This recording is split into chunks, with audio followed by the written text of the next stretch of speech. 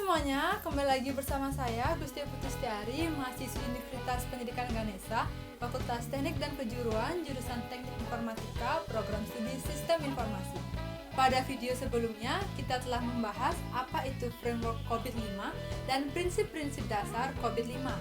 Nah, pada video kali ini, kita akan membahas mengenai faktor penggerak atau enablers pada COVID-5. Kita ketahui bahwa COVID-5 menyediakan kerangka kerja yang komprehensif yang membantu perusahaan untuk mencapai tujuan mereka dan memberikan nilai pada perusahaan tersebut. Untuk dapat melaksanakan fungsinya dengan baik dan benar, COVID-5 membutuhkan enablers atau yang disebut juga faktor penggerak. Enablers adalah faktor individual dan kolektif yang mempengaruhi sesuatu agar dapat berjalan atau bekerja. Kerangka kerja COVID-5 mendefinisikan 7 kategori enablers yang terdapat pada gambar berikut. Ini merupakan gambar dari 7 enablers COVID-5. Yang pertama ada principles, policies, and frameworks. Yang kedua ada processes. Yang ketiga ada organizational structures. Yang keempat ada culture, ethics, and behavior. Yang kelima ada information. Yang keenam ada service, infrastructure, and applications. Yang ketujuh ada people, skills, and competencies. Enablers yang pertama yaitu principle, policies, and framework. Itu merupakan alat atau kendaraan untuk menerjemahkan perilaku organisasi yang diinginkan ke dalam panduan praktis untuk manajemen sehari-hari. Pengimplementasiannya yaitu dengan menetapkan tahap dari apa yang ingin dilakukan. Dapat pula diartikan sebagai cara untuk menerjemahkan perilaku yang diinginkan menjadi panduan praktis manajemen. Yang kedua yaitu ada processes. Proses yang baik menggambarkan serangkaian praktik dan kegiatan yang terorganisir untuk mencapai tujuan tertentu dan menghasilkan output untuk mendukung keseluruhan tujuan terkait teknologi informasi. Proses digambarkan dengan terorganisir untuk mencapai suatu tujuan. Yang ketiga, ada organizational structure.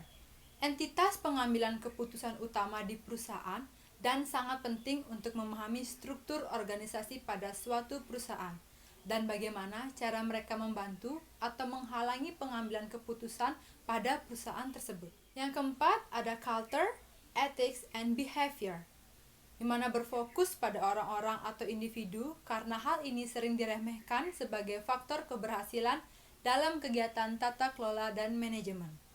Sehingga memastikan bahwa tata kelola yang tepat, budaya yang tepat, perilaku yang tepat di suatu tempat atau organisasi perusahaan. Yang kelima ada information.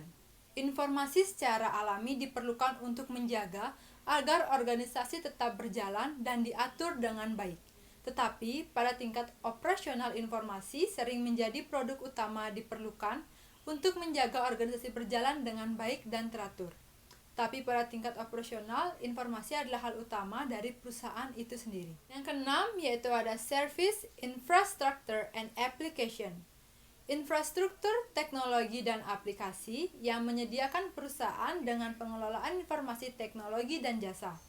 Infrastruktur menjadi teknologi server, Windows, Unix, dan jaringan yang menyediakan pemrosesan dan layanan teknologi untuk bisnis yang sedang dijalankan. Yang ketujuh yaitu ada people, skill, and competencies. Diperlukan untuk keberhasilan menyelesaikan semua kegiatan dan untuk membuat keputusan yang benar dan mengambil tindakan yang korektif.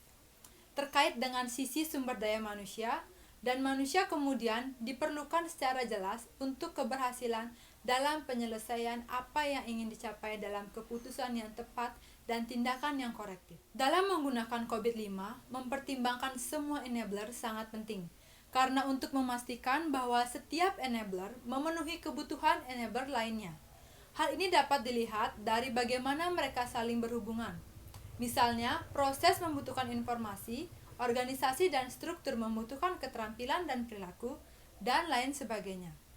Dengan menerapkan COVID-5 dan menggunakan enabler ini, merupakan cara yang sangat bagus dan tepat untuk memperbaiki tata kelola TI suatu perusahaan. Sekian materi yang dapat saya sampaikan melalui video ini. Semoga dapat bermanfaat bagi teman-teman semuanya. Dan saya mohon maaf apabila terjadi kesalahan, karena setiap manusia pasti pernah melakukan kesalahan dan menjadikan kesalahan tersebut sebagai pelajaran untuk menjadi yang lebih baik. Akhir kata, saya ucapkan, saya bangga kuliah di SI.